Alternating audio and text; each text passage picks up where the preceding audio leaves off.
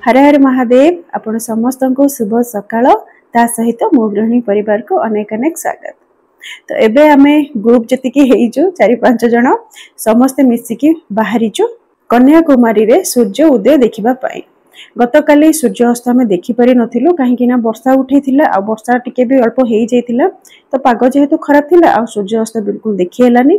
तो सकाळु सकाळु एटी काम सारिकी गाधापदा सारी एकदम पूरा फ्रेश हेइ चा टिके पी देकी आम पळे आसचु एटी सूर्य उदय देखिबा पाई। सूर्य उदयर समय जेते पाखे आसीबो एही जगह रे सेते भीड़ बढ़िबो। सेति आमे टिके जल्दी पळे आसचु ताकि भल जगह रे बसिकी टिके शांति रे देखि परिबो सूर्य उदय। आउ यही जगह रे लाइटिंग गतकाली रात्रि मध्ये होतिला आउ एबे तो भोर समय हेइची आ बहुत ही सुंदर लागुची काहेना ये जो परिवेश एठी थरे आपण गले बिल्कुल भी इच्छा होबन सेठी आसीबा पई। आउ जो हमर पाग रहिची ना सेठी प्रति मुहूर्त रे पाग बदलु थाए।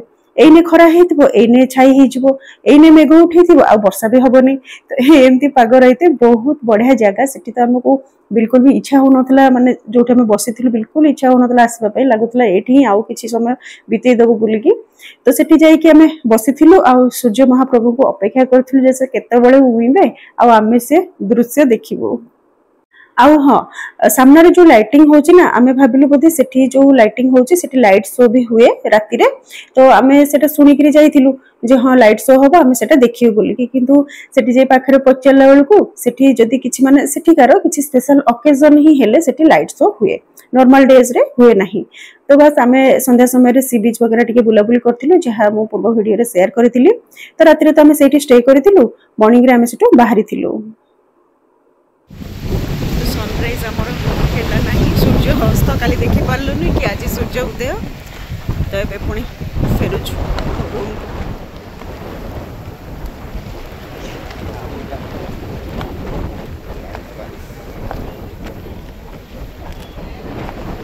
अरे एपटे बाबा किंतु एते समय अपेक्षा करिबा पर भी सूर्य उदय आज आमे देखि पारिलु नाही। मेघुआ पाग जेहेतु रहितिला आ सूर्य उदय आ कोन हबा आ आमे कोन देखिबु। हमर बेला सतरे खराब ना काली देखि पाइलु सूर्य अस्त ना आज सनराइज सूर्य उदय भी देखि हेलानी। सनसेट कोन सनसेट ना सनराइज सनसेट निकल देखे ना सनराइज देखे हमारा भाग्य भी नहीं। चलो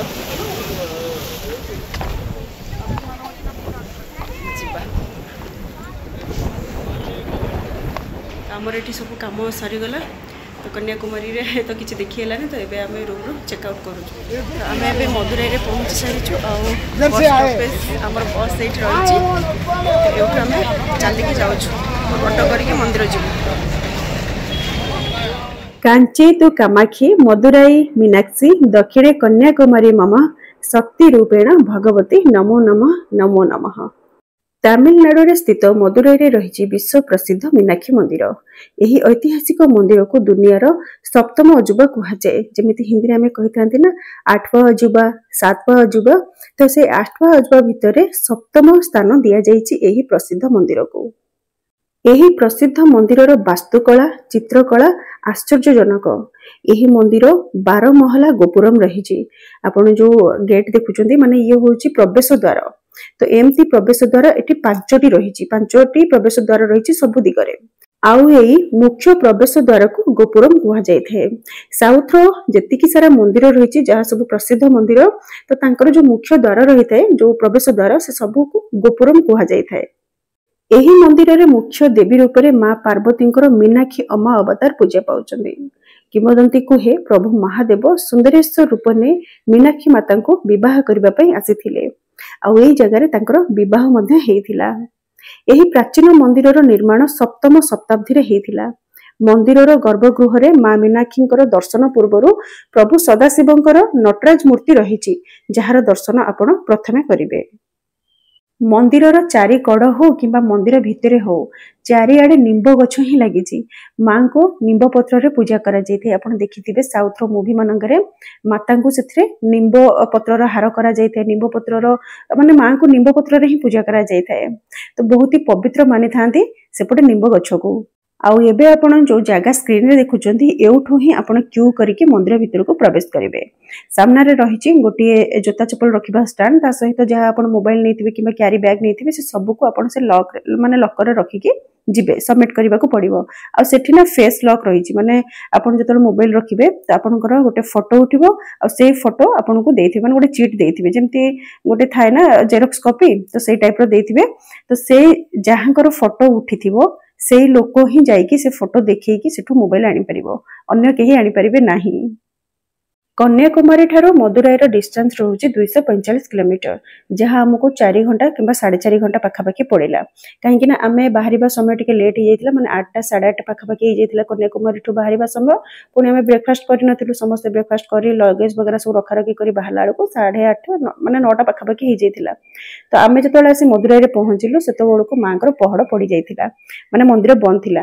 ଆଉ ମନ୍ଦିର ଯେତେବେଳେ ଖୋଲିଥାଏ, ଯେମିତିକି ସକାଳ 5:30ରୁ 12:30 ପର୍ଯ୍ୟନ୍ତ ହିଁ ଖୋଲିଥାଏ, ତାପରେ ପୁଣି ସନ୍ଧ୍ୟା ମାନେ ଅପରାହ୍ନ 4ଟାରୁ ରାତି 9ଟା ଯାଏ ମାଙ୍କର ଦର୍ଶନ ଆପଣଙ୍କୁ ମିଳିବ। ମଦୁରାଇରେ ଆମେ ଯେତେବେଳେ ପହଞ୍ଚିଲୁ ସେତେବେଳକୁ ସମୟ ହେଇଯାଇଥିଲା 12:30, ଆଉ ସେତେବେଳେ ମନ୍ଦିରର ତ ପହଡ଼ ପଡ଼ିଯାଇଥିଲା। ପୁଣି ପହଡ଼ ଖୋଲିବା ସମୟ ଥିଲା ଅପରାହ୍ନ 4ଟାରେ, କିନ୍ତୁ 3:30ରେ ଆପଣଙ୍କୁ ଲାଇନରେ ଠିଆ ହେବାକୁ ପଡ଼ିବ। ଯୋଉ ଜାଗା ମୁଁ ଆପଣଙ୍କୁ ଦେଖେଇଲି ସେଇ ଜାଗାରେ 3:30 ବେଳକୁ ସେ ଗେଟ୍କୁ, ମାନେ ଯୋଉ ଗେଟ୍ଟା ବନ୍ଦ ହେଇଛି ସେଟା ଓପେନ୍ ହେଇଯିବ, ତାପରେ ଆପଣ ମାଙ୍କର ଦର୍ଶନ କରିବାକୁ ଯାଇପାରିବେ। ମାଙ୍କର ମନ୍ଦିର ଦର୍ଶନ କରିକି ଏବେ ଆମେ ଫେରୁଛୁ। ବହୁତ ବଢ଼ିଆ ଭାବରେ ଦର୍ଶନ ହେଇଗଲା। ଆଉ ଆମେ ଫାଷ୍ଟରେ ଥିଲୁ ନା, ଆମେ ପୁରା ଫାଷ୍ଟରେ ଥିଲୁ, ମାଙ୍କୁ ବହୁତ ସୁନ୍ଦର ଭାବରେ ଦେଖିଲୁ। 12:30ରୁ 3:30 ପର୍ଯ୍ୟନ୍ତ ଆମେ ସେଠି ମାର୍କେଟିଂ କରିଥିଲୁ, ଲୋକାଲ ମାର୍କେଟ ଯାହା ରହିଛି ସେଠି ଏକ୍ସପ୍ଲୋର କରିଥିଲୁ। ଆଉ ସେଠି ନା ସ୍ପେଶାଲ ଶାଢ଼ୀ ମିଳିଥାଏ, ମଦୁରାଇ ଶାଢ଼ୀ, ସିଙ୍ଗଡି ଶାଢ଼ୀ ଥାଏ, ଆଉ ଅଲଗା ପ୍ରକାର ବି ଶାଢ଼ୀ ରହିଛି, ଯାହା ମୁଁ ଦେଖିକି ମୋର ବହୁତ ହି ଲୋଭ ହେଲା। ଆମ ସହିତ ଯେତିକି ବି ମାନେ ଆମେ ଯେତିକି ଗ୍ରୁପରେ ଲେଡିଜ ମାନେ ଯାଇଥିଲୁ ସମସ୍ତେ କିଛି ନା କିଛି ଜିନିଷ ଆଣିଛନ୍ତି, ମାନେ ଶାଢ଼ୀ ତ ସମସ୍ତେ କମ୍ପଲସରି ଆଣିଛନ୍ତି, ଶାଢ଼ୀକୁ ଛାଡ଼ିକି ଆଉ ଅନ୍ୟ ଜିନିଷ ମଧ୍ୟ କିଛି ଆଣିଛନ୍ତି। ଆଉ ଏଠି ନା ମୁଁ ଗୋଟେ ଆପଣଙ୍କୁ ପିତ୍ତଳର ଦୋକାନ ଦେଖଉଛି, ଯାହା ମୁଁ ଦେଖିକିରି ମାନେ ମୁଁ ନିଜକୁ ଅଟକେଇ ପାରିଲିନି, ତା ଭିତରକୁ ପଳେଇଥିଲି। ଆଉ ସେଠି ନା ଏତେ ସୁନ୍ଦର ଭାବରେ ସବୁ ପିତ୍ତଳର ଜିନିଷ ରହିଛି, ଆଉ ଠାକୁରଙ୍କର ବିଗ୍ରହ ଯାହା ବି ରହିଛନ୍ତି ତାଙ୍କୁ ଦେଖିଲେ ତ ଆପଣଙ୍କର ଇଚ୍ଛା ହବ ଯେ ହଁ ମୁଁ ଏଉଠୁ ହିଁ କିଛି ନା କିଛି ଜିନିଷ ନେଇଯିବି। ଏତେ ଛୋଟ ଛୋଟ ମାନେ ତିଆରି କରିଛନ୍ତି, ଠାକୁରଙ୍କର ବିଗ୍ରହ ସବୁ ତିଆରି କରିଛନ୍ତି ପିତ୍ତଳରେ, ବହୁତ ହି ଛୋଟ ଛୋଟ, କିନ୍ତୁ ଏତେ ଫିନିସିଂ କାମ ହେଇଛି, ବହୁତ ବଢିଆ ଲାଗିଲା। ଆଉ ସେଠି ନା ମୁଁ ଶୁଣିବାକୁ ପାଇଲି ଯେ ମଦୁରାଇର ପିତ୍ତଳ ବହୁତ ହି ସ୍ପେଶାଲ ହେଇଥାଏ, ମାନେ ପୁରା ଭାରତ ବର୍ଷରେ ମଦୁରାଇର ପିତ୍ତଳ ଭଳି କାରୁକାର୍ଯ୍ୟ କୋଉଠି ବି ମିଳିବନି।